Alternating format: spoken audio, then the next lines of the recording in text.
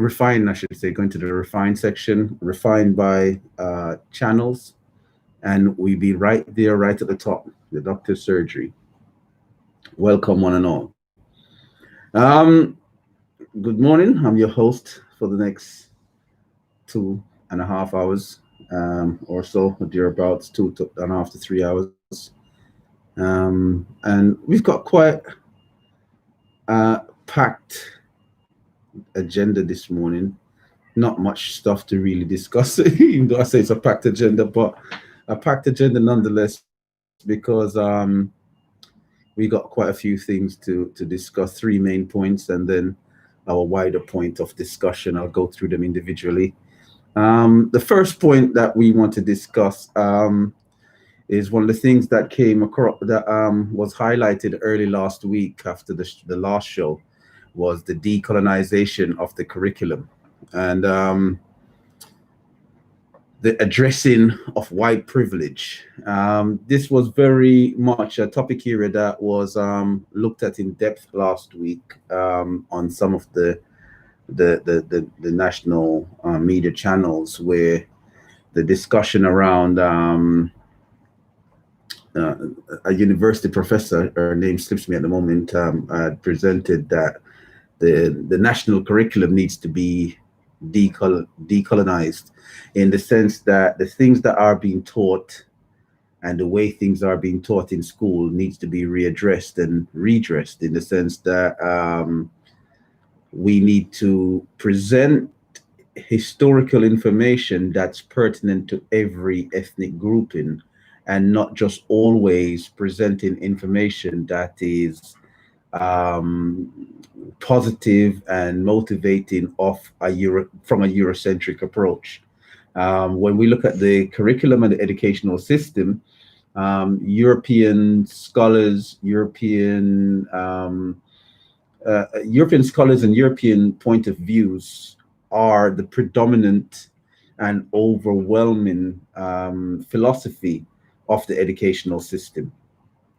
And as a result of that, it breeds a certain type of inferiority complex amongst other groups of people based on their ethnic grouping. And the biggest impact from that is said to be us as a people, Black folks, where due to slavery, even though a lot of people say slavery was a long time ago, due to the impact and the effects of slavery, a lot of us, not all of us, a lot of us are still going through the difficulties and the nuances that arrive from that, where we're still trying to get out of the bogged down mental state and the quagmire of difficulties that we're going through.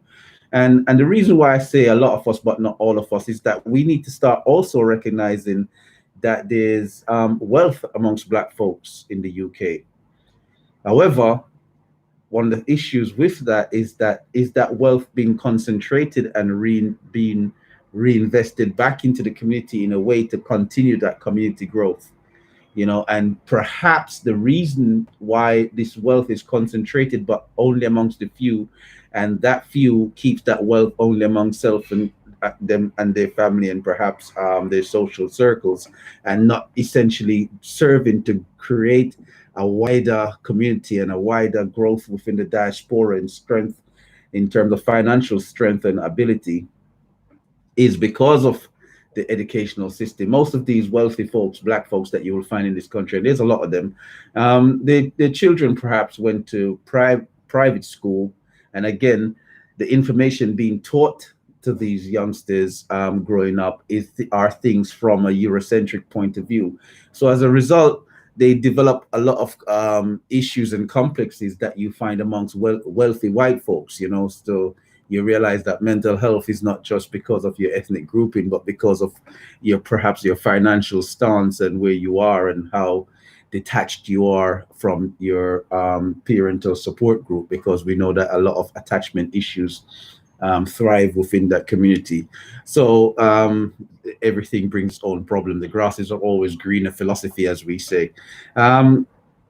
So with the decolonization of the curriculum, the ethos is that, you know, once it's shown from a young and early um, age where these things have a certain level of pertinence in the child's mental development and their outlook, their confidence, their willingness to look within self and kind in a positive way, these things tend to grow. And when we look in today's society, we realize that the educational system does have a significant impact on that outlook. You know, when you hear far right racist speakers speak, they speak as if society is built off a great white culture, and this great white culture is the only culture that exists within life.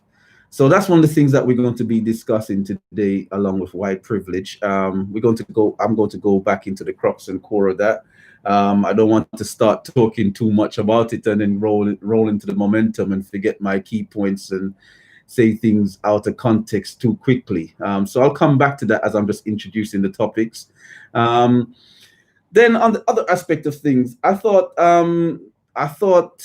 something that isn't per se targeted at us black folks, but I thought it was um, a point that can be utilized for us in a way, in a positive way, with especially with people that work with youngsters, teens, and so forth that are gang tied and so forth, and youngsters, preteens as well, that are going through difficulties, or even youngsters that are just thriving to be a better person for tomorrow and to create a better tomorrow for all.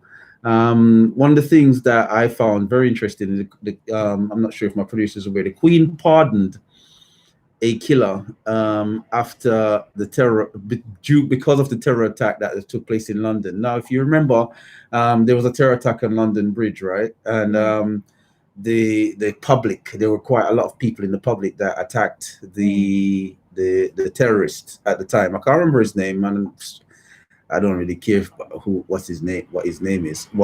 So they attacked the person that was going around killing everyone, or trying to kill everyone, because he had knives, right?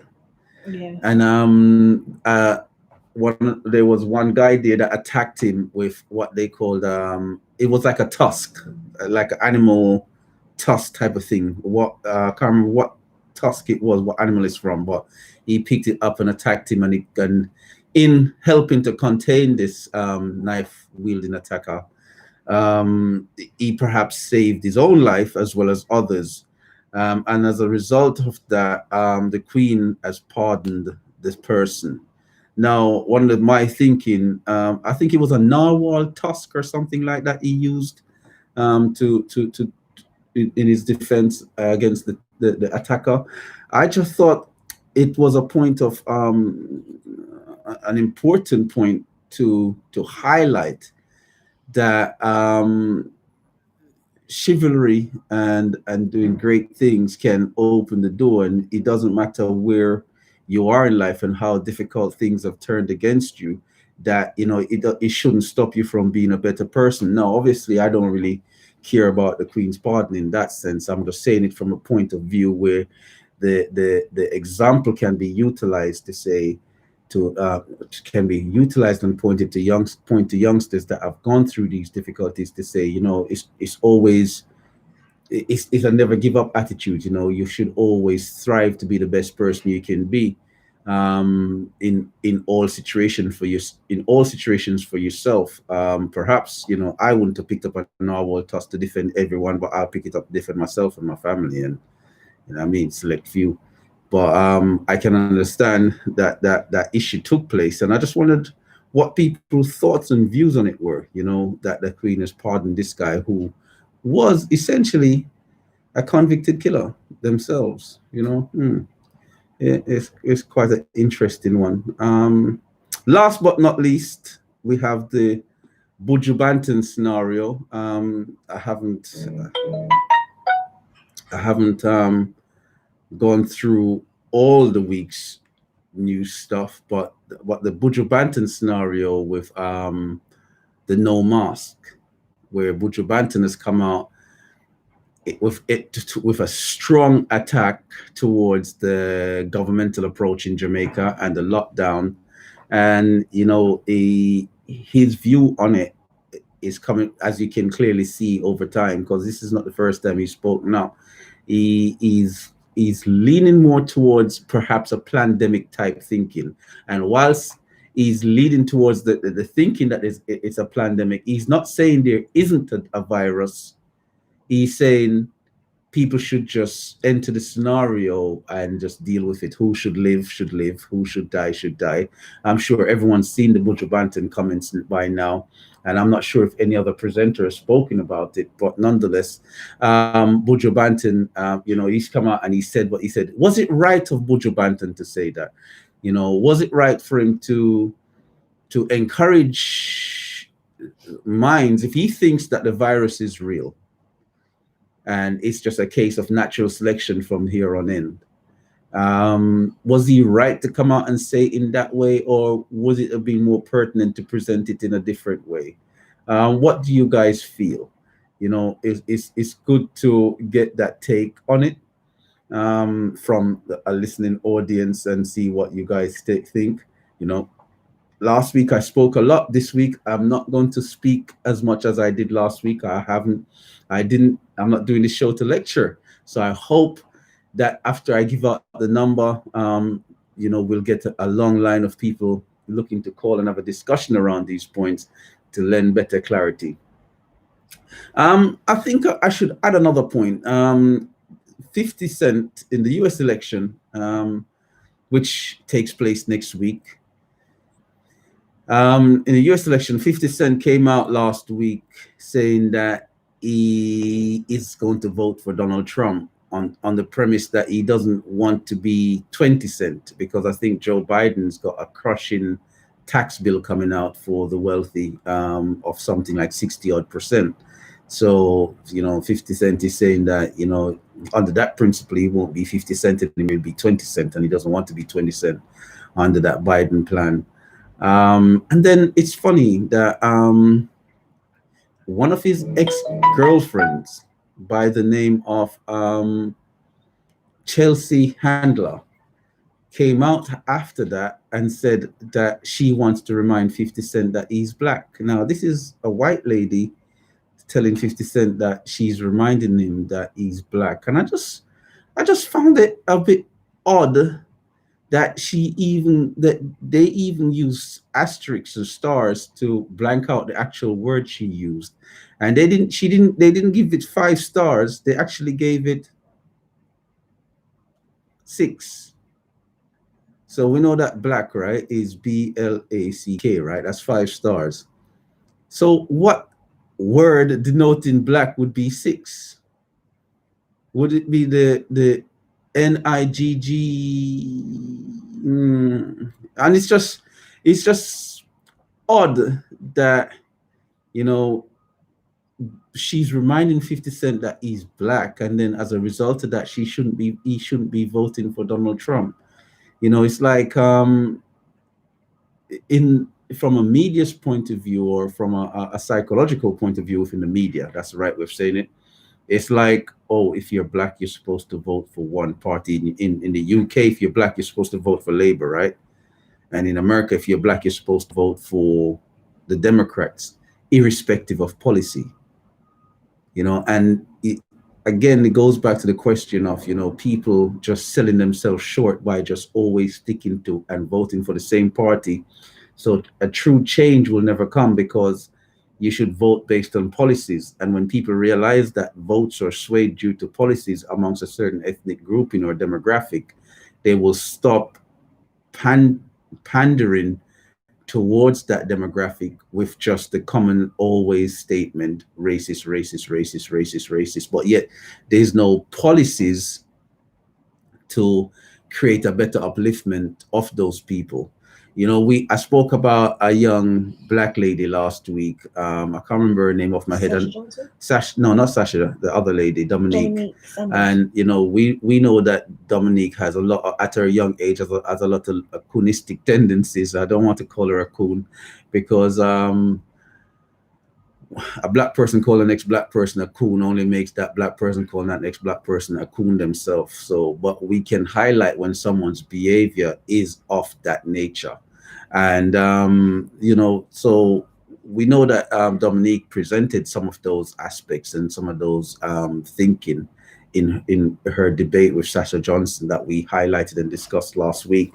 But however, she said quite a few key and very important things as well that we have to give her credit for, because it's not always just highlighting the negative, right? We have to also highlight the positives. And one of those are that we need to stop certain rhetorics and lean towards policy and policy changes within government, because that's the only way you will get true change within society. So as a result of that, that is something that I've always said. We need to form a lobby group within the UK. And within that lobby group, we lobby government for the vote based on what policies they can do. A similar thing to what Ice Cube has done in terms of he didn't really lobby the government in America. The political parties contacted his associates and his groups asking what they as a party, whether Democratic or Republican, can do for the black folks in America, and they created a plan.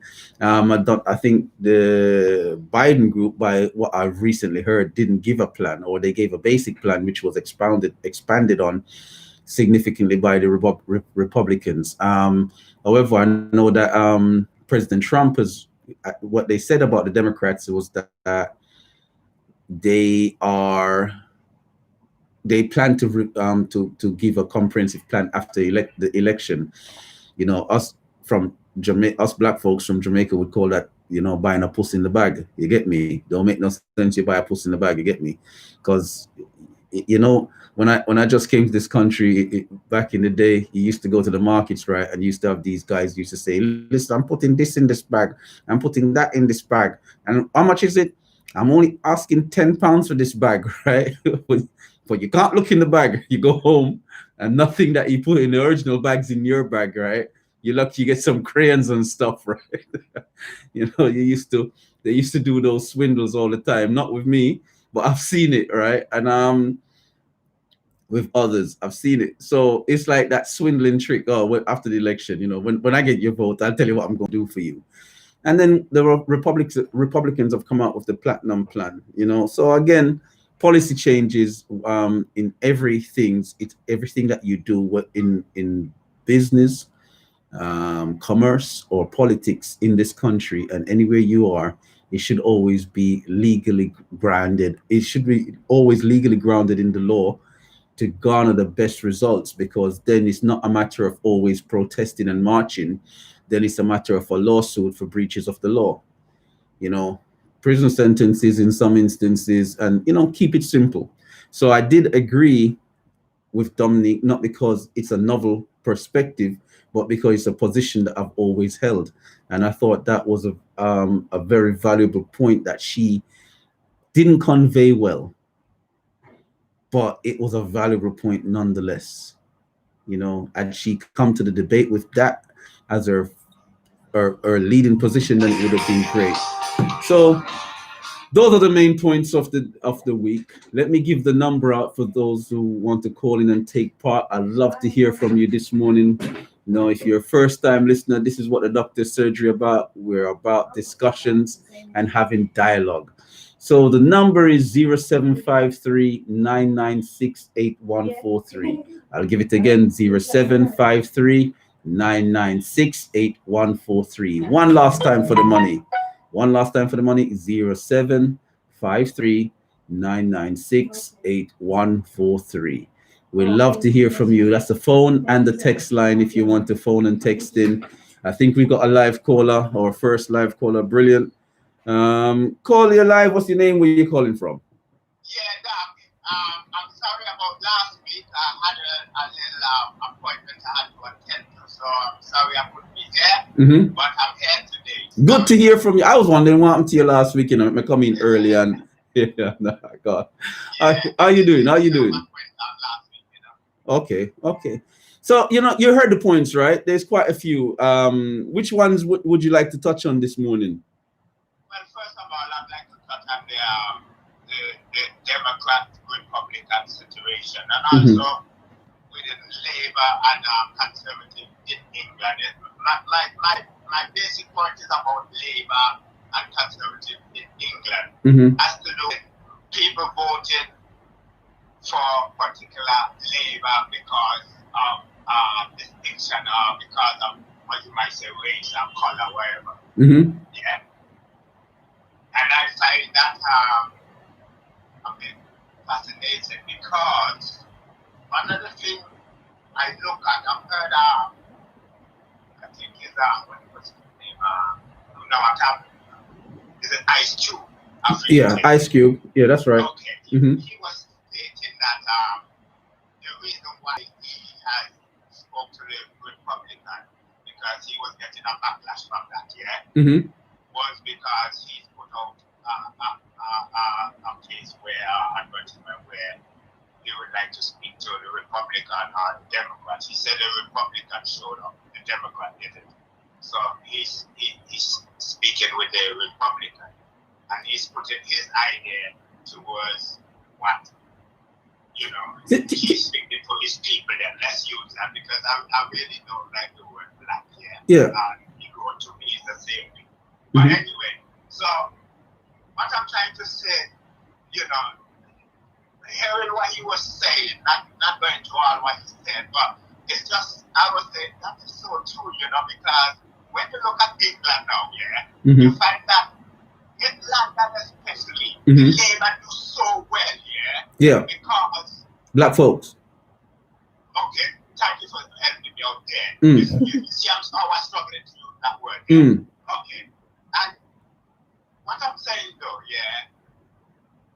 when you look at Labour, there's a few black, a few black faces. Let's just keep it simple. A few black faces. We understand that there's better terms out there, but we're just gonna keep it simple. Enough people listening, and people know that I'm very disciplined and I'm not really. Yeah, I understand. When you say black, this is what the listening audience should hear. They should hear indigo people, or they should hear melanated people, right? Okay, let me use the word indigo then. No, use all right. So to this, indigo really means people that are in tune with nature, like the animals. Remember when you have extremely pigmented skin, like when your skin pigmentation is really dark, you have a glow of indigo. So right. So we I mean, it's fine. I mean, we ain't got an issue with that. So for people that are listening that have not listened to the show before, the caller, when he says indigo, he mean black folks. All right, just for simplicity. So you can carry on. Yeah. Good. So what I'm trying to say on that is to see that now Labour has done well out of our people then, and you find that Labour now, they want to move heaven and earth there, not hell, heaven and earth now. When you say certain thing about certain groups, right. Yeah, we can agree. But you find now that when police kill black people, even when black people is being killed, through whatever means are targeted, you find that these politicians, to say who you voted for them, has not come out and been whether anger or point. And we should. I agree with you. I agree with you, Caller, in the sense that because I'm pretty straightforward, right? I agree with you because so should it be. When certain ills in society are done amongst towards certain groups because of their religious persuasion or their ethnic grouping, or for whatever reasons, right? It should be that there should be an outcry against something that attacks someone inappropriately. If it's appropriate, then but when it's inappropriate and it's in a context that you can be seen as xenophobic, or it can be seen as racist, or and targeted, then there should be a structured outcry against anything like that, right? Against any group. However, when it comes to black folks, right, you don't get the same response. And the reason, you have to ask yourself, what are the reasons why ours are, our the outcry for us is always something of moral as opposed to legislative and prudent, you know. And we're not defending anything. We just think it's our right to vote. We're not defending something. We have to put forward something and defend that. Hold that to our chest. Like a card game, and you hold certain card and you release certain card to test the water kind of scenario. You don't just vote, you know, like people, you know, we think, oh, voting is all right, and that's it. What's right about voting? You know what I mean? Yeah. Yeah. You're gonna vote for somebody because they're black or because they're whatever. Yeah. You know what I mean? What sense does that make? And this is the conundrum that I find myself in, right? A lot of the black politicians in the UK, when it comes to black causes, are primarily useless, because when you hear them speak in the House of Commons, or when you hear them speak, when they do speak, it's never truly for us. I've heard politicians. I've heard black politicians say things that are far more strong-minded and potent, but it's never for the black community per se. You know, you got very few that you can point in and say, okay, they said a few key points about that. But then on the other side of the fence, right, if you don't give them that vote, you have no one that you're hoping in, because that's all you're left with after that, that you're hoping will acquiesce, or you can convert to understanding. Because the further you go away from what you look like, the harder it is for someone to understand what you're going through. So you're hoping that if someone looks like you is there, at least they may understand some of the struggles, some of the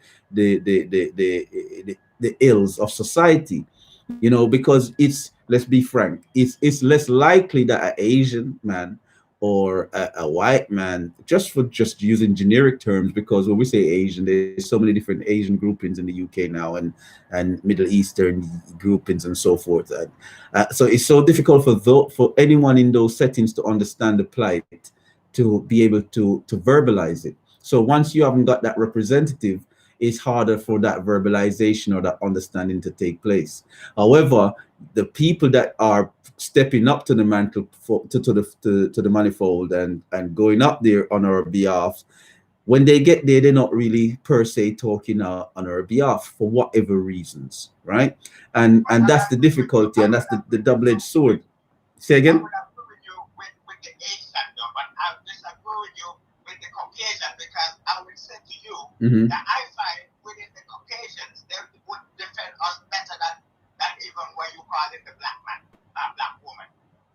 Then black woman and black man, they're just silenced towards anything to do with us for some reason. Like they're afraid of some kind of backlash or something like that. I don't know what it is, but I just find that ironic. I understand where you're coming from, and you do have quite a lot of good white folks in this country that are true and sincere to their convictions. So I'm not taking that away, but also you also have the wolf in sheep clothing, and the difficulty is you don't know who's who. That's the difficulty. But there's a lot of sheep clothing in our race as well. The worst to me is our race. The worst to you is our race, because you don't expect your own to be doing some of those things. And that's why it's important and prudent to understand policies as well, and rules within political parties and affiliations. So when someone's not an independent and they're part of a political party, they have to conform to what the party whip, you know, the instructions of the party whip are, because the whip can be removed. And a lot of times people hear those things on TV, but how many black folks understand that when they say they remove the whip and so forth, and all these kind of jargons, right? So it's important to know that once you're a member of an organization, you're representing the organizational policies. You're no longer representing the individual policy. And this is where, like I said, it's the rock and the hard place for a lot of these politicians, because you see, if for us, we do not have that affiliation, we do not have that grasp of the process. So for us, it's easy for us to say, you know what, this is how I ride, this is what I would do. For them, it might be a little bit different because they know the rules and the guidelines that they have to abide by. And when they do not abide and follow those rules, then what takes place next? So it could, I'm not making excuses for them, but because, and right.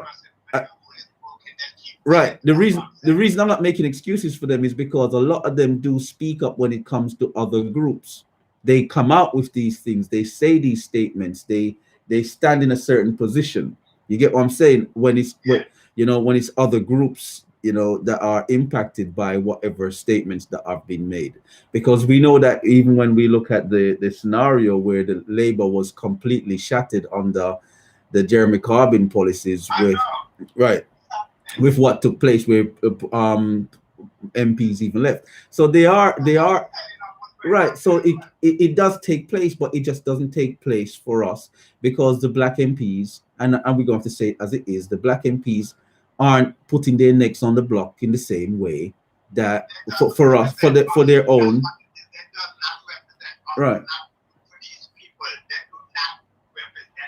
So as a result of that, to make it easier for the idiots, yeah, and I said it, to make it easier for the idiots, right? We have to then seek policies in whenever we're lobbying as a group, because we have to see ourselves as somewhat independent from the black politician, because they don't truly represent us, right? They represent the party. So we, as a group, we have to form that spearhead all together, where we can then control the policies, or influence, if not control, the policies of these political parties for the betterment. So whenever these politicians are in those settings now, you will truly know who's truly that coon and who's truly just perhaps coonistic at times. You know what I'm saying? Who's going to truly, because the policies would then be easy to follow through with, because it's part of the party, it's part of the party's process and procedures. However, when it's just all moral thinking and not actually party policies, then that will never take place. Does that make sense? Well, it's clearly not taking. It's clearly not taking place as it is now. You see me, the thing with me though, I don't spit the truth, you know. You never hear nobody say spit the lie, you know. I tell the truth as it is. The truth can be different to what it is. If you spit the truth, then it's not the truth. You know what I mean? I think the people we call it black people that are going out there and voting for the Labour and for no reason. I don't know if it's food, left food, whatever it is. I don't want to say something like this to people, but I don't know what it is. But a lot of it, you know, we have to be real in it. A lot of it is because of a lack of self-awareness and a lack of understanding of processes, and it's never going to be the same for everyone, but it's a little of each. More so of some parts than others with some. But it's for some people it's laziness because they've always voted Labour, or someone from Labour helped them 20, 30 years ago, or 10 years ago, or whatever the case may be. And they've just stuck in that parallel to say, well, Labour is, you know what I'm saying? It's like, it reminds me of a child growing up in Jamaica, you know, where people just vote. You have families that just vote for certain political parties no matter what. And the reason being is because an MP from 1962 done something, and, you know, it stopped someone from starving. And till this day, because of that, it was like they've bought a generational life vote, you know, and not, but they're not looking at the party now. Yeah, they're not looking at the party now to say that individual that did that is no longer there. And the individual that's there now represents the individual that was making your family starve at the time. That's the same mentality. They're not looking at the simplicity of things like that. And politicians know these things. you know, right, and you know what's the American election right now, and how Biden is discrediting black people in the worst something going on. The woman that is coming out and talking about it now. You know, one of the things that I want to say is, like, you know, when we talk about the police, for example, right, and they say we need to get to address racism and disproportionate treatment within the police force, we need to get black officers in the police force. But yet, if the policies and the procedures of the police force is of a certain nature, the black officers are just going to conform unless they then seen as troublemakers or whatever the case may be. They have to conform to those policies and procedures. So having someone that's black in the force and they still conforming to that nature is still going to equal and equate to the same thing. It's just a different face, a different shade. You know, it's what I mean. So it's policies and procedures that needs changing, not the color of the skin of the person. Because the color of the skin of the person with the beating stick is changed, it doesn't mean that they're not going to be using the beating stick in the same way. Because as an old saying goes, you know, 666 is a mental state. When they say the mark of the beast in your hand and the mark of the beast in your head, 666 is a mental state, which means the works that you perform will always be of the nature of the beast.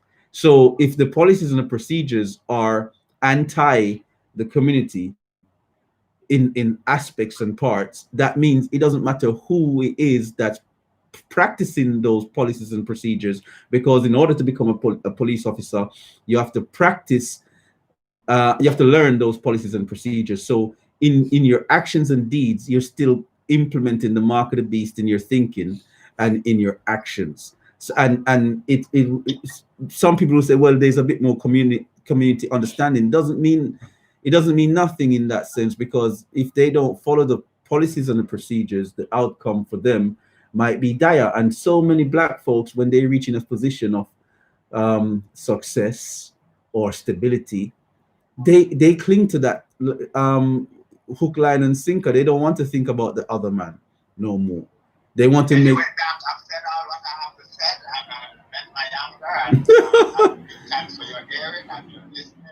Yeah, no worries. No worries. I continue to listen, and I said, I'll give you all the power to be strong and to be continued today. Yeah. No worries. Give thanks. You know what I mean? I appreciate that one. All right, one. Yeah, that was a good call. I enjoyed that call. Text message reads: People Independence Party to lobby and govern the government. You know, most definitely. You know, and the TTIP party. Let's hope that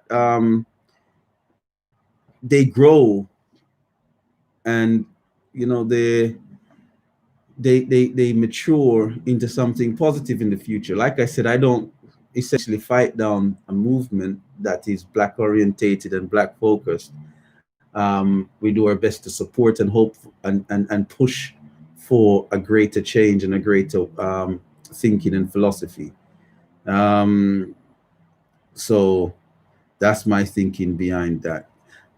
The phone and text line, let us know if you want to take part in the show, is 0753 996 8143. I'll hand over to the producer to give a bit more on that, where you can listen to the doctor's surgery, or you can get onto YouTube, and so forth. Okay, so let the producer give you all the contact information in terms of the show, as well as where you can listen to the show. Okay, the number is 0753 996 8143. You can find us on YouTube if you type in the doctor's surgery. Press the filter button, refine it by channels, and we should be on the top. You can find all our previous shows. You can also find us on Omega. You can find us on the YouTube Omega channel. That is Omega London TV Presents. The Mix Cloud, that's Omega DJs. Yeah. The topics today that we're talking about are how 50 Cent was told that he was black and he can't vote for Trump. What are your feelings about it? Call us in on 0753 996 8143. Let us know. The other topics that we are talking about is politicians. Yeah.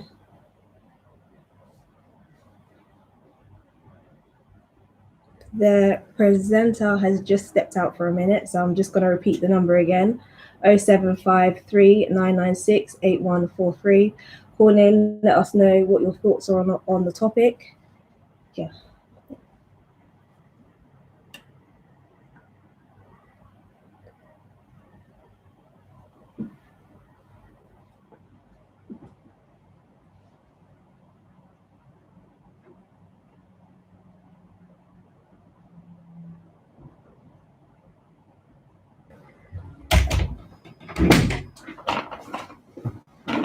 Just a moment. Yes, London. Right. So, what's the subject matters of today? Let's run through them again. So, and go through them individually. If you, like I said, you know, the producer's given all the telephone line information and so forth. So, let's look at that again. So, the decolonization of the curriculum is a subject matter that was discussed last week in the media, in and around white privilege. And one of the things that it would be good to hear from you guys about is how your feelings. How do you think things went for you in school? Was education balanced and fair? Do you feel that everything that was taught to you in school was taught in a way that boosted your confidence? Or do you feel that things that took place and was taught in school detracted from you as a person? Do you feel that do you feel that how education was laid out, it made white folks seem greater than who they are? Or do you feel it was balanced in your educational system? Were you taught to be proud of yourself? Were there moments and aspects of Black history and Black knowledge that was taught to you whilst you were growing up, whether in school, or was that something that was done at home? Or was that something that has never been done? Do you know about Black greatness, or was it only when you were an adult that came to light? And the reason I'm asking this is because the subtlety of institutionalized racist teachings, and when I say that, I don't mean essentially that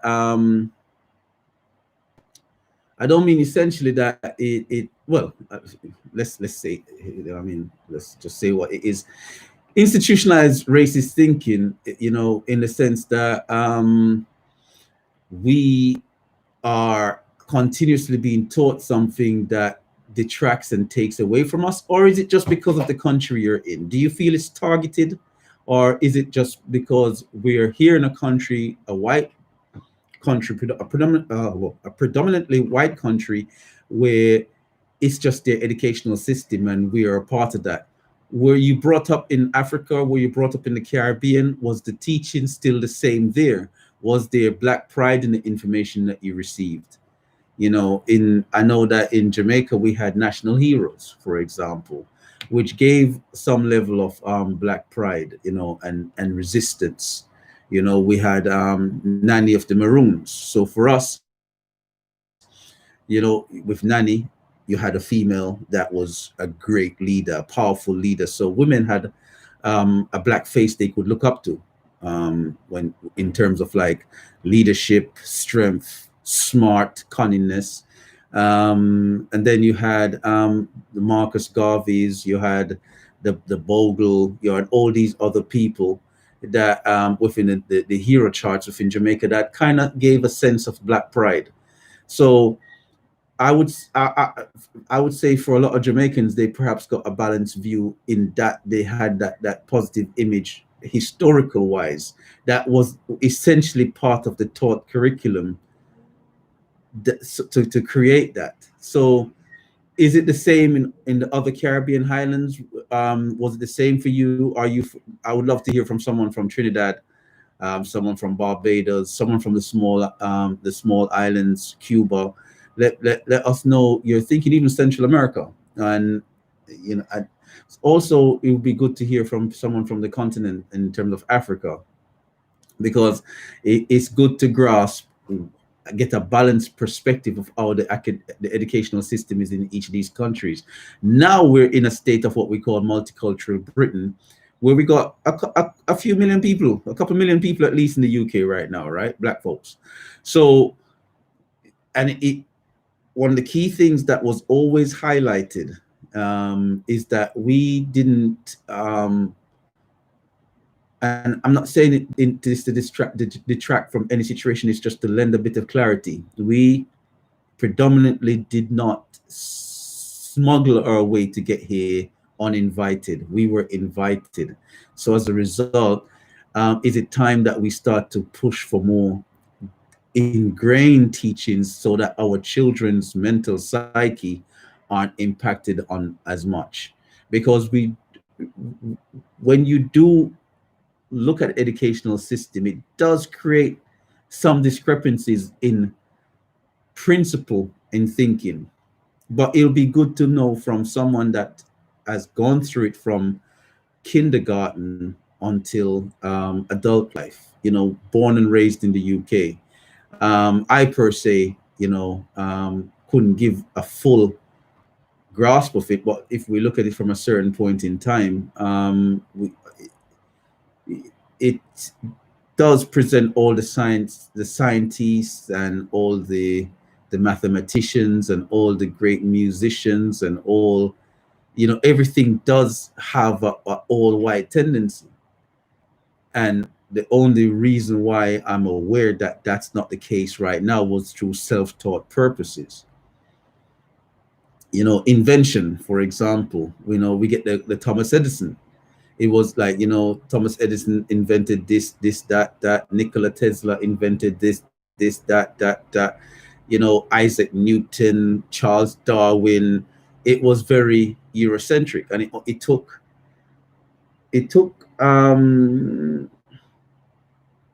a lot of my own time to address that discrepancy. So it'd be interesting to know who had that balanced teaching in school, or was there ever that balanced teaching in school?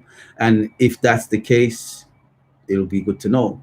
But I do know that there's a push now to create a greater balancement and a greater key level, a greater level playing field in terms of with the academic situation. So they're talking about decolonizing the educational system, and that's a very powerful term in itself, decolonization of the curriculum, because a lot of things that are presented as white philosophies and by white inventors and white scientists and so forth, or musicians, all the lists that I just mentioned were from Black minds, but they are still taught today from a Eurocentric position to say these people and this philosophy came through a white school of thought solely, without no influence externally. So it'll be good to know. And one of the things that the professor that highlighted this last week in the news on in the interview was that it creates one of the things that was being weighed up last week was working class white folks are seen as the most impacted on white folks in the UK. And for that purpose, a lot of the white MPs, irrespective of their religious persuasion, were coming out and saying that there's no such thing as white privilege. And what the Black professor was explaining is that there's a misunderstanding, and they've misconstrued what white privilege is based on the colonization of the educational system. White privilege is based around the fact that whilst in society, we all have our strifes and struggles equally.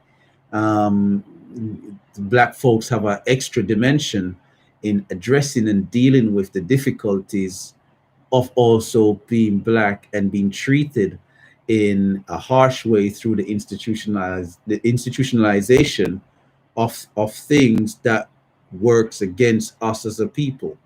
Whereas, yes, we all suffer based on our, if we are working class, we all suffer, and so forth.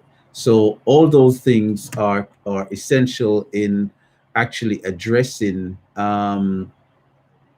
the nature of things, and in the educational system, because it's about the future, right? If we're all saying that we're all on this path and we're all holding hands, and this is this rainbow approach, what I mean? I'm scared of rainbows anyway, so you don't know. If it's this rainbow approach and everyone's holding hands, yeah, and you know, it's this whole thing of like, then let's get it right. Let's get it balanced and worked out. Why is it that the wider information of history shouldn't be taught? The wider information of influences on mathematics and science, why shouldn't they be taught? That creates that balanced perspective. It's as if there's a concerted effort to hold the mindset of a certain subgroup down more so than another. And it'll be interesting to get a greater idea as to the thinking behind that and how you guys feel. The number is 0753-996-8143. I'll give it again, 0753-996-8143. One last time for the money, 0753-996-8143. It's the doctor's surgery, I'd love to hear from you guys. Let us know what you think. And the next topic here, for those who don't know, the Queen has pardoned the gentleman that used the narwhal tusk to defend against the terror attack on London Bridge. And I thought it was quite interesting that this is taking place. And there's it's such a double-edged sword, that one as well, because let's have a greater look at it. According to the Sun, it says a killer turned hero who risked his life in the London Bridge attack by tackling terrorists with a whale tusk has had his sentence reduced after an intervention by the Queen. Stephen Gallant had been on day release when he put his life on the line to stop a terror nut, Usman Khan, in his tracks before cops arrived and shot the jihadist dead. He armed himself with a narwhal tusk, which had been mounted on the wall of nearby Fisherman's Hall, then ran after the madman and saved scores of lives on November 29 last year. And if you don't know what a narwhal is, if my memory serves me right, a narwhal is a kind of like whale type thing, isn't it? That has a long tusk at the front of it. So it's like a long horn, but it's like a whale with a horn, or a dolphin, or that kind of animal in between, like a whale, killer whale, and a dolphin type of look. But it's all white, I think, and it's got a long horn. So Gallant 42 will now have 10 months knocked off his 17-year sentence after being sent down in 2005. He was granted the royal prerogative of mercy, a historic royal prerogative in which pardons can be granted to convicted criminals, but they are used very rarely. His bid for freedom could be rubber stamped as early as next June when he goes before the parole board. The Ministry of Justice told the Sunday Mirror the decision had been taken because of Gallant's exceptionally brave actions. You know, the reason I'm bringing this up is because I think it's like I think society is very messed up at the moment. People are credited for the wrong things. People are credited for, you know, if we look at the music, you know, the managers, the record companies, you know, they push such negative music when it comes to black music. You know, that's what gets the lead, you know, with everything. And it's like these young artists are used and abused in that sense. I think when we have an example of gallantry, you know, in society, where someone has used the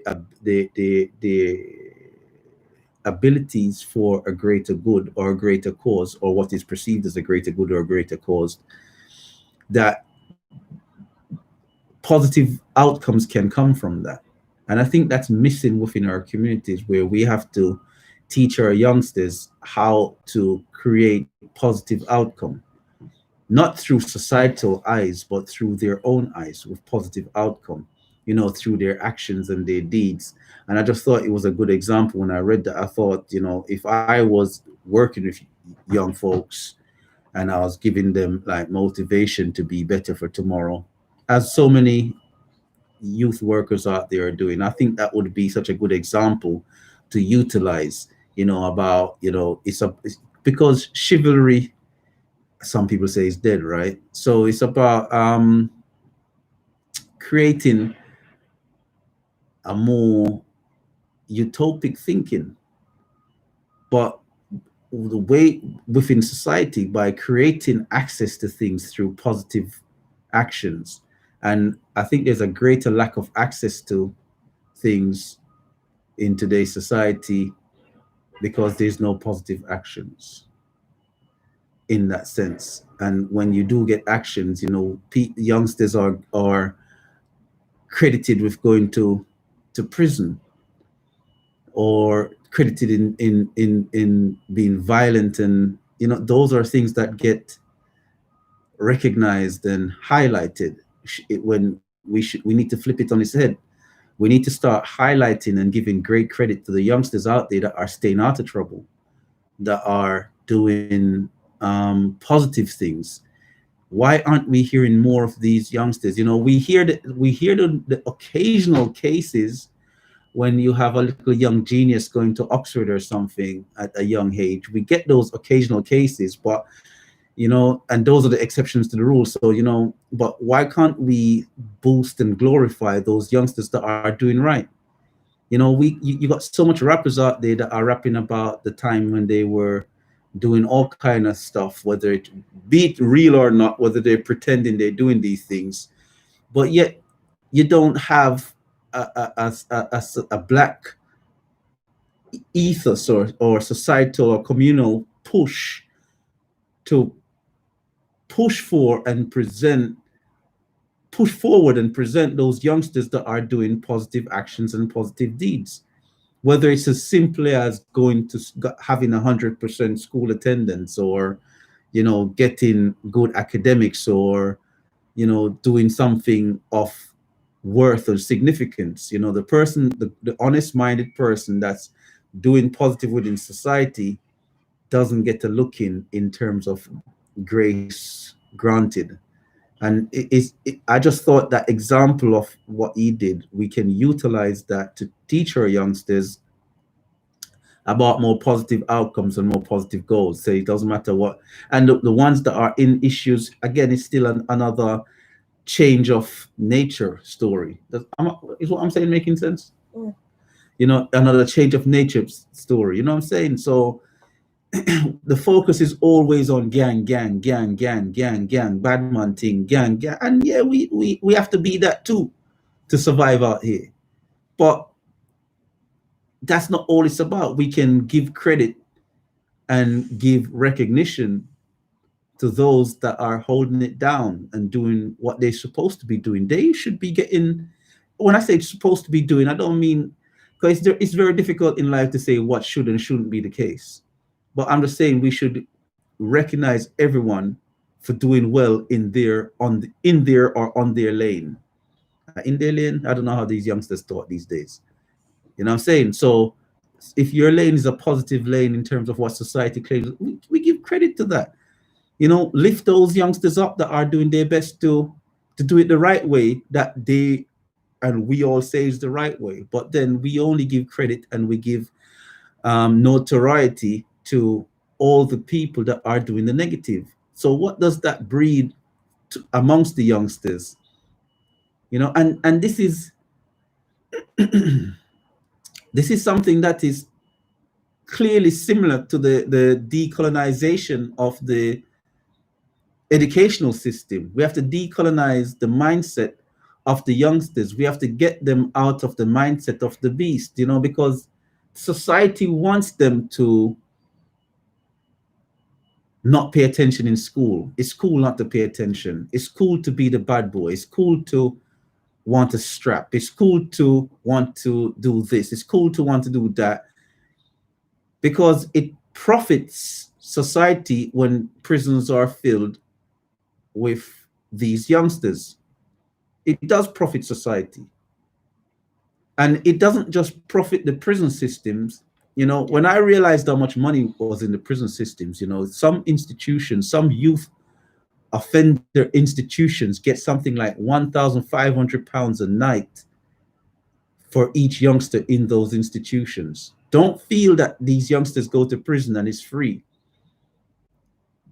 £1,500, and this is not recently. I'm talking, God knows what the money is now.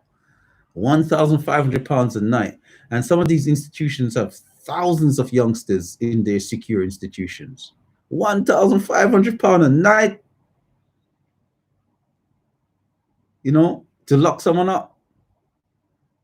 So we have to understand that the money that's being generated within the legal aspect of stuff, lawyers' money, court fees, you know, the transportation system, the judges, the amount of money that's being generated by our youths within this system, you know, and then the odd reward to a few. I said the odd reward to a few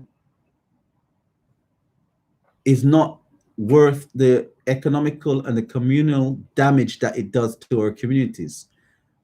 No, so once the odd reward to a few, so you might have 10, 20, 30 so-called influencers that are doing quite well financially, but 30 or even 100 out of how many youngsters out there now? Good 600,000-700,000 or more. How does that equate? That they see those few. That's like when you go to college and you study hair and beauty, and every year you have 250,000, 300,000 people studying hair and beauty, and every year 20,000 jobs come online. Now think about that. Every year you go to school to study beauty, hair and beauty, right? Nearly 300,000 people applying for hair and beauty, but every year 20,000 jobs come online. So every year, if it's 300,000 people studying it, every year 280,000 people won't be able to access a job because there just isn't a job for them. So it's one of the most stupid things to study for because it's redundant. Do you see what I'm saying?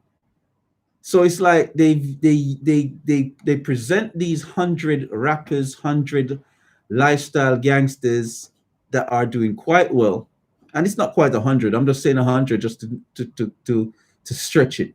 You think it's 100? I didn't agree with the point before. God, you didn't agree with the point. Okay, I'll step back and give you the mic. What did I say that was quite wrong? I think when you do hair and beauty, you come under the premise of you're self-employed. You don't come under the premise of getting or looking for a job. No, well, a lot of people, when they do hair and beauty, that end up self-employed, they have to go through years of training after they finish studying to actually be in that position to be self-employed. You know what I mean? Because what you study in college Is not what the actual. is not exactly. And then towards the end of it, you have to do a placement as a part of it. If there's only 20,000 placements or 30,000 placements, it still equates to the same thing. A lot of people don't have placements, so when they finish, it's like a unused. If you go and look at the statistics, you'll see it's like an unused experience. You studied it, but there's no success at the end of the road for it. A lot of people that studied it have to either go back and retrain and do something else, or fall into the cracks and the crevices. And the problem is that if you didn't get through this year, the following year you're gonna have double the competition, and then the year after that you have triple the competition. So each year your chances of doing something with it becomes less. And that's the issue. So it's not just hair and beauty, and I'm not just picking on hair and beauty. I'm picking on any field that has that kind of racial imbalance. That's the only one that I'm aware of that was, and if we look at the true figures, that was about 5-6 years ago. So I'm not really commenting on it per se to say it's current now, because it could be something different now. But if you're going into something, be it nursing, be it whatever the field of study, and the outcome from that is that there's less jobs, significantly less jobs than the amount of people studying, then essentially you're wasting your time. Yeah, but isn't that to do with like most courses? No, a lot of courses. There are many courses out there that there's a guaranteed job at the end because there's such a shortfall in the field. But a lot of people don't research well enough to look at those dynamics. Yeah, so that's a major issue in itself. So it's, and you know, those questions are pertinent questions that you're asking. I'm glad you're asking them and challenging it in that sense, because not many people just view it in that way, that it's like that for everything. But it's not. It's never been like that for everything, you know. And things, the tide ebbs and flows, and that's why I said 5-6 years ago it was hair and beauty that was that disproportionate. I don't know what the proportion is now. So the proportion could be completely different in hair and beauty now. But 5-6 years ago, that was the disproportionate nature of things. Now, what I'm saying is just like, it's still the same relevance, whatever the field. We could look at, if we go back like years ago, we had, if you go back and you research like the 80s and the early 90s, a field like clinical psychology would give you a job that's paying like 70,000, 80,000 pounds a year. Now a clinical psychologist is lucky to start on 30,000 pounds. You know, so it's a field that's gone backwards because so much people went into it. It became oversaturated. So it's not just essentially as some people try to put it, a lowbrow course. You know what I'm saying? It's every course. I'm not trying to pick on any dynamic to make it look like, say, something is better than something, because you have millionaires out there doing hair and beauty, right? So, you know what I mean? It's how successful you can be within your game. And if you're going into a field and the outcome is to set up your own business, it doesn't matter what the recruitment process is like. No, but that's what I thought the whole purpose of hair and beauty was. Unfortunately, yeah, that's what most people. I thought it was under the premise of. That's what most people think outside of it, but inside of it, it's a different thing. No, you know what I mean. So, you know, and you have so much competition in everything you do these days. You have to look at even the dynamics and the worth. You know, and that goes for everything. So anyway, to get back to the key point is the fact that we want to take the example of creating and I just felt that, you know, I'll share this, you know, I mean, we have to take the example of pushing for positivity in every area. And I just thought when I saw that pardoning and I thought, I just equated it to these things, to start saying, you know, people need to start pushing the positive people out there as well. You know, why don't we give time? We are always giving time to the youngsters that are doing bad.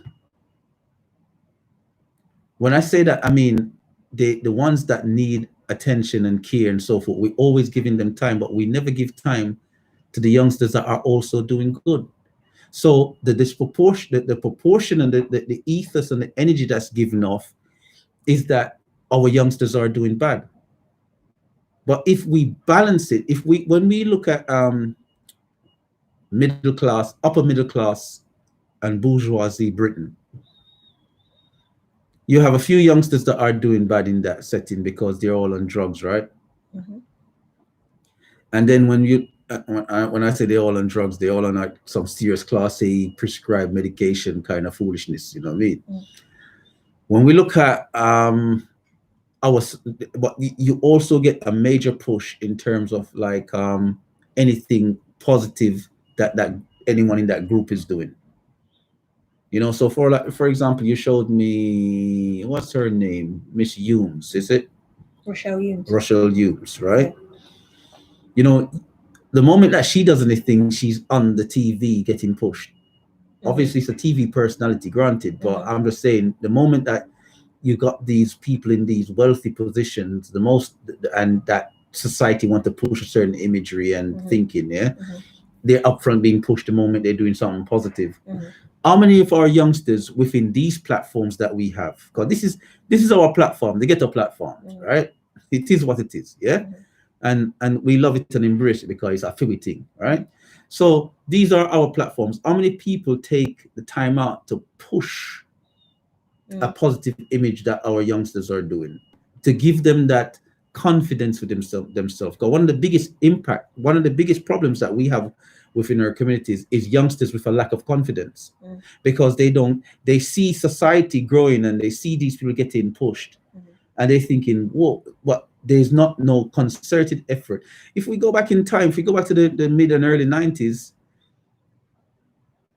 you used to have positive youngsters getting pushed on these platforms. You used to have some like semblance of it. You get me? We used to do like mini stage shows where people go to do talent competitions and those things.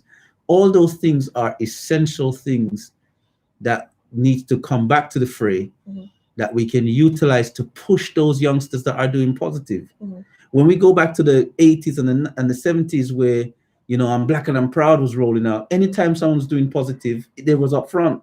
It weren't the gangsters that was up front. So how is it so flipped upside on its head now that the only time you see black is an ex-rapper or a rapper or this or that? In terms of mainstream media, I'm talking about across the board, because we cannot allow the media to represent us, because we know the media has nuances within it, and the context within those nuances is to hold them down mentally.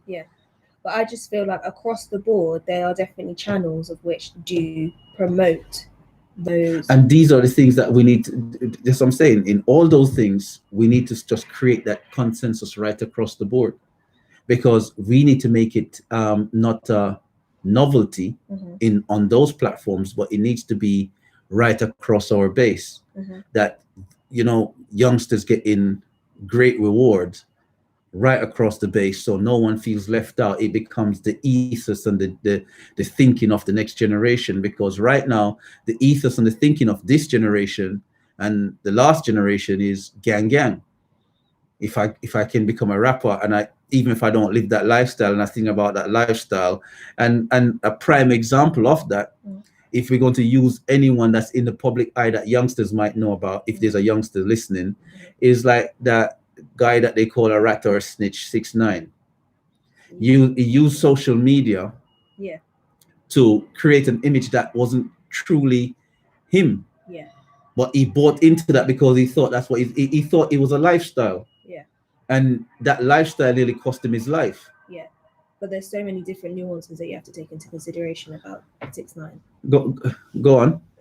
I understand the different nuances, but I want you to expound just so that the listening audience can understand, if there's anyone listening, because no one ain't calling in, so we're gonna wrap up early today. So yeah, go on. The sense of his race plays a part of it, in the sense that he was pushed forward. He wasn't the one that would necessarily live in that activity or live in that lifestyle, and then he was using the gang in order to reinforce that image of which he was trying to portray. Right. So we're taking an example of a non-black child trying to create, try to appropriate cultural thinking and coming in. And it's not the first. There's been many 6ix9ine before him trying to appropriate a certain culture to be a certain way. In America right now, and when we look at it, most of the entertainers are wealthy children that are pretending that they're from the streets and taking advantage. So even the street kids aren't really getting the benefits of their lifestyle and their culture. And whenever one truly comes up from the streets, they don't truly make it. You know what I'm saying? In the sense that a lot of them aren't with us anymore. And you have to wonder who's doing that. Is it really the streets doing that? Or is it a concerted effort to create a fake reality where it's seen that this is the road to success? And then when the person gets there, they take now and then they muralize, where the young person goes, oh, everyone, he's going to live forever now. He's like Tupac. So it's like they've used a fake background to create normalized forward thinking, and everyone sees it as genuine and real, but it's far from. It's like Hollywood. So does it make sense what I'm saying? Yeah. Okay. I've got a text message. Text message from 825 reads, I'm listening from scratch, Professor, deep reasoning. Okay, 825, big up yourself. Big up yourself. But that's the thing, I want to have a dialogue. I don't really want to always be on the ear lecturing. So I'm gonna wrap up early. If I can't have no dialogue with you guys, the listening audience, it's not about my thinking, it's about a unified thinking. You know, my thinking is immaterial if we can't all reason together. Yeah. So yeah. What I was going to say is that doesn't that, like, if we take music for instance, doesn't that particular genre come from a particular lifestyle? So therefore that lifestyle would have to, because that's how it was created, from that. But this is what I'm saying. We're saying the same things, but I'm not sure if the nuance of what I'm reaching for is being grasped. There is a genuinity in the lifestyle, the imagery. However, the person that's portraying. However, the people that are genuine with that don't exactly benefit from that. It's the people that are coming in with the wealth and the money behind them that end up portraying that scam and benefit from it. Caller, what's your name? You're live. Where you calling from? Good morning, doctor. Morning. Good to. How are you this morning? I'm doing my best. It's good to hear from you. What do you have to add to the convo, and which part of it? Well, listen, what you just been talking about as far as with some hip hop artists and stuff like that, they're portraying a certain lifestyle that they didn't actually come from or grow up in. And it's something that has been going on for a long time. I'll give you a good group as an example. NWA. With the exception of Eazy-E, the rest of them were primarily middle class kids that had a good education and came from good families. So it's something that you always got to wonder is that at the time that it came out, there was a shift in hip hop towards consciousness, a major shift. They were one of the groups that actually changed the direction of things. And you're going to wonder why is it that they pushed them so hard, and then before you know what was happening, there were so many other groups that were coming out, and then before you know what's happening, a whole subculture called gangster rap was created. And then since that time, it's kind of been a steady moral plan to hip hop itself. You see, so I do agree with what you're saying, but it's something which I think was deliberately sort of orchestrated. Yeah. I mean, there's so much hearsay and I don't really like hearsay, but I'm going to say it anyway. There's so much hearsay around that, in the sense that there's concerted effort by the distributors, by the managers, and we all know who manage NWA, by the industry, to create and push a certain imagery. And we all understand, and we all understand how the 1994 crime bill tied into this, because with what the culture was pushing and what the ethos of that, creating what they call, what Umar Johnson calls the prison to the school to prison pipeline. Mm-hmm. So, and you know, that's something that is spearheaded by the Phoenix in this country. Now, one of the things that we have to kind of recognize with this is the subculture beneath it, the philosophy beneath it, you know what I mean, and the reasoning beneath it. It's all a money focused factor. You know, and by discussing it, it's like we're talking about significant money, because whenever they talk about gang and gang related crime and all these things, people don't they don't venture in discussing these things, because that is controlled essentially by the money people, and that's not the youth in the streets. You know, the youth in the streets can only take it so far, and they can make a lot of money with it. But when it becomes streamlined, when someone starts to autopilot it for them, it's usually the money people that are controlling that aspect of things. Yes. See, and people got to realize, obviously, at the street level, the whole gang and drug thing is, at the street level, it's just a tiny aspect of it. It's a much, much bigger infrastructure and system behind it. That goes, like I always say, is that even people that you never would think are profiting from it or involved in it in some shape or form, they are. You know, even well-known people that you think might be, you know, a respectable background or respectable profession. It's such a huge thing. And the unfortunate thing for a lot of the kids, it's almost as if that they are taking advantage of, you know, their lifestyle or their environment. You know, people are always saying that black culture has always been very popular. Yeah. You know, black fashion has always been very popular. Yeah. You know, where you have, you know, even kids, you know, Caucasian kids that come from very wealthy families. Even nowadays, they will shun that so they can be cool, you know, so seem to be cool and want to dress or act or talk black and stuff like that. It's been going on for a very long time. And I always say to people, be careful how you give out your culture. You know, what is you is uniquely you. You know, it's your gifts from God. So be careful how you sort of put that out there. Otherwise, people will just take it, not give you the credit for it, make money off of it, and not give you nothing for it either. Yeah. Yeah, very much so. And this is what it's just what the nuance of where I'm leaning for now is the fact that we recognize what's going on. It's not like that there's a lack of recognition, or I'm hope people recognize these things. And we have to realize then, if each individual component is so, everything is interlinked. You know, each individual component is not separate. When we talk about the decolonization of the educational system, that's linked to the fact that we have children of predominantly, and I'm going to say, I don't want to be dread, but predominantly families that have entered wealth and have mixed kids that come back. They hide the fact that they mix. They present an imagery that of growing up in the streets rough, and that they're black. But then when they get to general acceptance within the media's eye, they come out and say, well, I'm mixed, because now they transition from being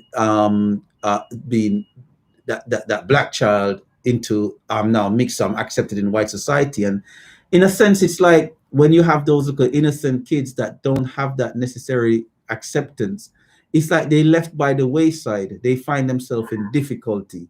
And it's not essentially just mixed kids, it's even people that you think are black. It's done in America simply, you know, what's her name? Cardi B. You know, that they come in and they rape the culture. Literally rape the culture. They have got a term for them, they call them culture vultures. You know, and when you come in and you literally rape, all I'm saying is, what we need to do is, if someone wants to be a part of the culture and want to be a part of the process of what's taking in place, that's fine. But we need to give credit to the youngsters that are doing the right thing and no longer pushing that extreme negative. We shouldn't be accepting anyone in the culture or outside the culture or round about the culture that are pushing, that are always 100% pushing negative in everything that they're doing, that destroys the rudiments and the foundation of the family. Because when we look at Cardi, as much as I like her because she is who she is, when we look at what she represents musically and to the youngsters, it's a completely bad and detrimental. And what she's trying to push to her child is family and family structure and homely. But what she pushes to our youngsters listening to her music is debauchery and prostitution and do you get what I'm saying? And I blame, you know what? I have to blame even someone like Shabba Ranks for that. You get what I'm saying? If we go back in the day and we look at Shabba Ranks' music, all Shabba Ranks DJ'd about was certain aspects of women and this. But all Shabba Ranks did in the background was created this stable and safe family structure. You get what I'm saying? But yet he would teach youngsters out there to do this and do that and do this and go. You know what I'm saying? And we loved it, you know what I mean? Whilst we adhered to it, we're all to blame in some aspects of stuff for pushing certain things. I always say artists, if they make certain tunes and tracks, and if people don't patronize it, then they will start making different things. Right. Shabba is definitely a very talented man. I remember when he first came out, pretty much every record that in his early beginning, pretty much every record that he came out with was a hit. Yep. Hit after hit. Hit after hit. He would set the bar so high, and then he would jump that bar himself with the next record. Yeah. So it took a long time for people to catch up with him.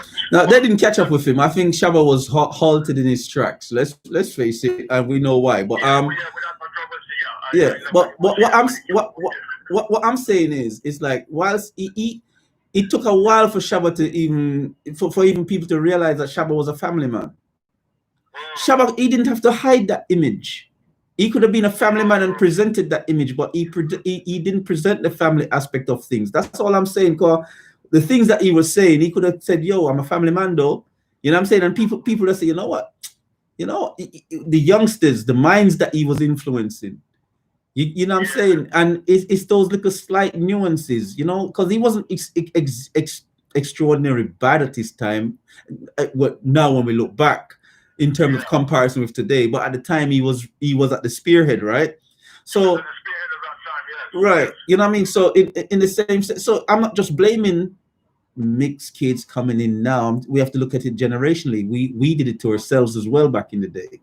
I'm just saying currently what you're getting is this complete shift in it as well now. It's like an earth moving shift where we have to stop attacking ourselves. We have to start loving ourselves. You know what I'm saying? You know, everybody. And we have to start thinking, all right, listen, we're not just going to push negative.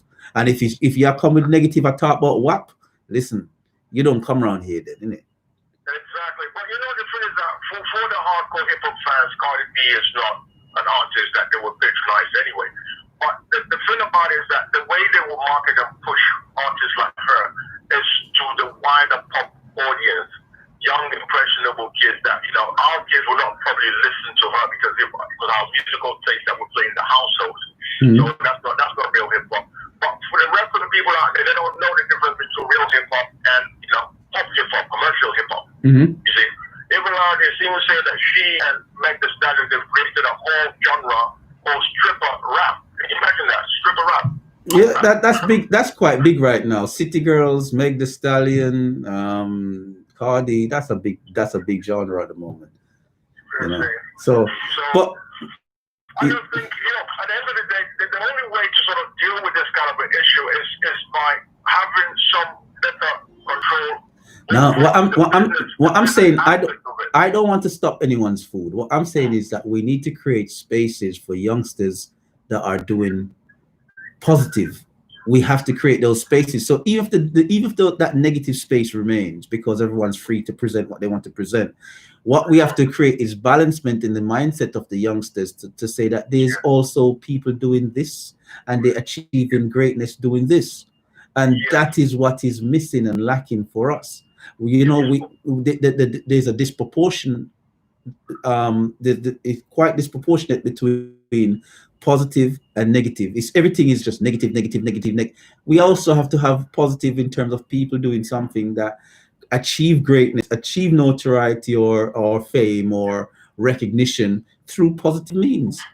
Yes, but look, this is what I'm saying to you, right? At the end of the day, the reason why a lot of those popular artists are where they are, because there's a lot of money being put behind them. The way to counterbalance, because there is also a lot of conscious young artists that are out there as well, which a lot of people don't know about, simply for the fact that they don't have the same kind of money behind them as far as marketing and promotion, and even sometimes even getting their art or their music out there. So if we can create, our own sort of, major label type of situation, where we can then push the artists. It's not even with social media. You don't even need a major label. You just need the recognition and make those.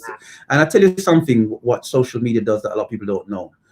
And I only recognized this when with the Tory Lanez incident recently, that the social media sites set what they call trending. I thought trending was when everyone was sharing something and it became popular quickly. But trending is when the algorithm is manipulated to make sure that everyone sees something on their timeline. Yes. And that manipulation of the algorithm can then push something down and push something negative up. So these are things that we all need to bear in mind. So we need to create trending through sharing. But then what they've now done, they recognize that was the case. So they changed the laws to say that if a video is being shared a lot, it doesn't matter if it's positive or negative, you can only share it with 5 people at once. So they stop people from making things popular themselves. They control the narrative. Yeah.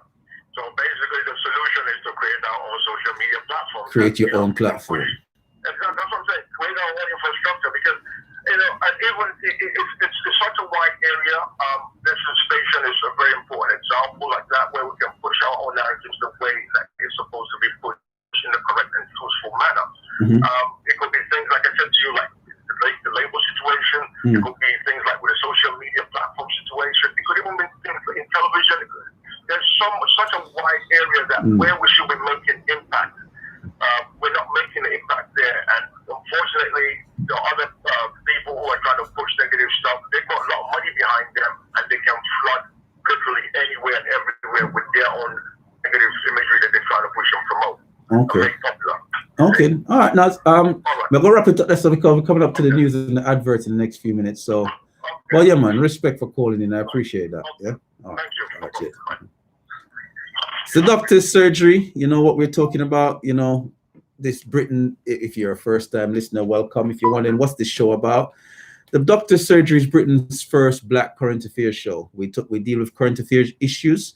We talk about the difficult nuances and the touchy nuances that everyone else might be scared to talk about. I'll talk about it because I don't care. You know what I mean? I'm not afraid of nobody. I might be scared of rainbows. But the producer looked at me bad because I said I'm scared of rainbows, but it is what it is, isn't it? Yeah. So but today we're discussing quite a few bits, right? And one of the key areas of things, we usually discuss what's been talked about in the media over the past week. Over the past 7 days, what's been discussed? What have been key and pertinent things that pertain to us as a people, that impact us as a people within the international and national media in the past week, and also things on social media. A few of the things that have popped up is the decolonization of the curriculum that was discussed last week and its links and relationship to white privilege. The Queen has pardoned a killer after the terror attack on London Bridge for using a narwhal tusk to defend and save lives, as they say. We still haven't spoken about the Buju Banton scenario in depth as yet, but we've also highlighted the Buju Banton no mask situation, which we'll touch on after the break. And yeah, so the key thing is the London Bridge terror attack. How did that come up? Well, it just triggered a thought to think, that little nuance to think in this society and in our society, in our communities, we are always pushing forward the negative. I just thought what the Queen done for greater society, for Britain, is something that we need to start doing for our youngsters that do right. Irrespective of whether they were gang-tied or whether they were growing up within a general innocent society, we need to start creating platforms for positive behavior. Every single platform that we see around Black folks and black youngsters is around negative behavior, parties, how in nature and all that kind of philosophy. But we're going to take a pause for the cause, pay the bills, and catch you back on the other side. All right, keep listening.